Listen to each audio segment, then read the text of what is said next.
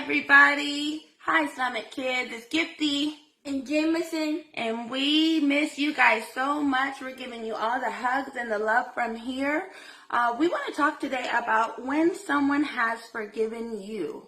So, I remember a time when Jamison, you remember that time you were having a rough week at school? And I told you one more thing and I was going to have to ground you, right? Mm-hmm. Remember when you lost the remote?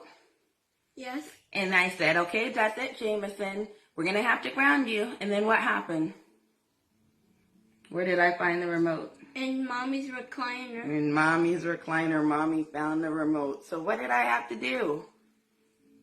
Forgive me. I had to ask Jamison. First, I had to unground him. Say, I'm so sorry, Jamison. Mommy actually lost the remote. I'm so sorry. I didn't mean to ground you. Will you forgive me? And what did you say? Yes. Yes, you did, because you're my awesome little boy. Now, what you remember a time when someone forgave you? Mm-hmm. When? Tell them about it. When my teacher forgave me. What did you do? I accidentally hit someone when I was excited. Oh, no. And did you tell her that it was an accident?